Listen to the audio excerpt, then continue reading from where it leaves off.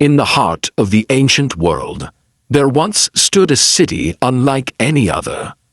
A city where the air smelled of ink and parchment, where knowledge flowed like the great Tigris River, and where the hum of ideas echoed louder than the call of merchants. This was Baghdad, in the golden age of Islam, the jewel of civilization, and the home of the greatest library humanity had ever known, the House of Wisdom. It was said that inside its walls, every question had an answer, every scroll, every book, every whisper carried the thoughts of centuries. The stars were charted by men who dreamed of the heavens, mathematics was written with the rhythm of poetry, and the secrets of medicine were studied by those who wished to heal, not to harm. And among the countless scholars who called this place home, there was one man whose name the world has long forgotten. His name was Zayd ibn Harun, a quiet scholar who believed that knowledge was a light that could guide even the darkest hearts. Zayd spent his days preserving ancient texts, translating Greek, Indian, and Persian works into Arabic.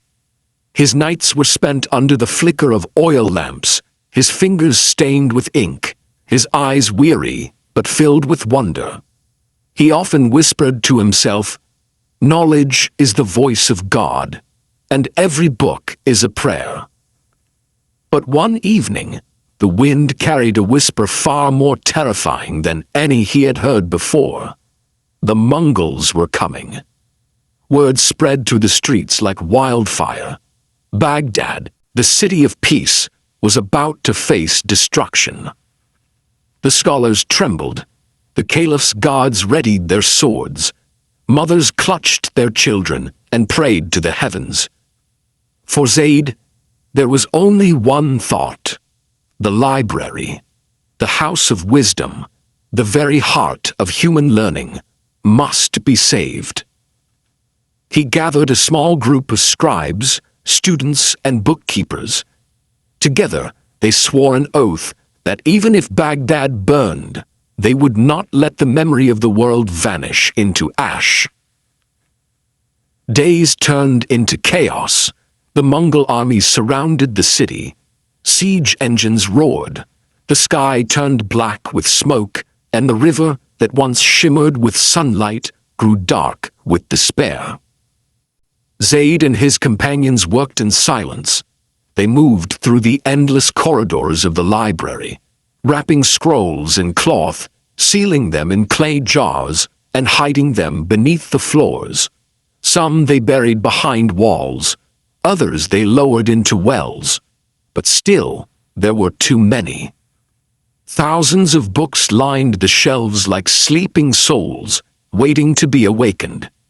He knew he could not save them all, so he chose the ones that spoke the loudest: the writings of Al-Khwarizmi, the father of algebra, the poems of Rumi, the medical texts of Ibn Sina, the astronomy of Al-Tusi. He whispered to each one, "May your words outlive the fire." Then came the day of fire. The Mongols entered Baghdad in a storm of iron and fury. Temples fell, markets burned, and the House of Wisdom was breached. The conquerors did not see beauty in books.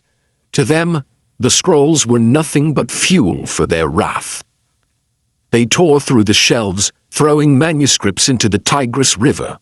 The water ran black with ink and red with blood. It is said that for 7 days the river flowed dark with the words of the ancients, the knowledge of 1,000 years lost in a single week. But Zayd did not flee. He moved in the shadows, carrying bundles of books on his back, slipping through alleys under the cover of smoke. He and his few remaining friends reached the banks of the Tigris, where the current whispered to them, "Take them. I will guard them forever." There beneath the cover of night, they lowered the last of the scrolls into hidden clay jars sealed with wax. They buried them deep in the mud of the riverbed as arrows flew above them. Zaid whispered, "May the river remember what men forget." When dawn broke, the city was gone. The domes shattered, the streets silent, the house of wisdom turned to dust. Zaid lay beside the river, exhausted, his hands trembling, but his heart unbroken. He had saved only a fraction of the library. But to him that was enough, for even a spark of knowledge could ignite a new world someday. Years passed. Empires rose and fell. Baghdad rebuilt itself, but the House of Wisdom never returned. Its memory lived only in whispers and in the hearts of those who still believed that words were mightier than swords. Centuries later, explorers and historians would tell tales of strange jars found along the Tigris, filled with scrolls preserved by mud and time, fragments of lost knowledge, pieces of the human soul that refused to die. Some say they were Zaid's, some say they were miracles. But every time a scholar unrolled a fragment of parchment, they could still smell the smoke of that ancient fire and hear the whisper of a man who refused to surrender to silence. Because Zaid ibn Harun had understood something that conquerors never could, that the power of a civilization does not lie in its armies or its palaces, but in the minds that dare to think and the hearts that dare to preserve that thought. He believed that one idea could survive across centuries if someone was brave enough to protect it. And he was right. For even now, the wisdom of that lost library lives on in every classroom, every laboratory, every curious child who asks, why?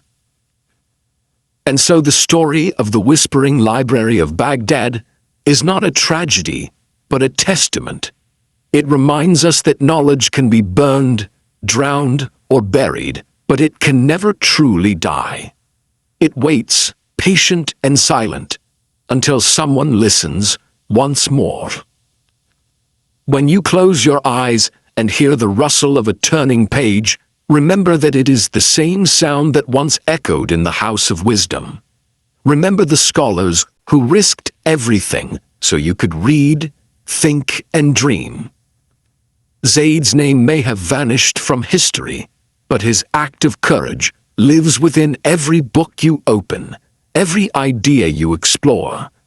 Every whisper of knowledge carries his voice saying, "Do not let ignorance win." And perhaps, somewhere deep beneath the waters of the Tigris, the last remnants of the House of Wisdom still rest, waiting for the world to remember, waiting for the next seeker to listen to the whispers of the river and rediscover what was once lost. For knowledge is a flame, and even when the world turns to darkness, it will always find a way to burn again.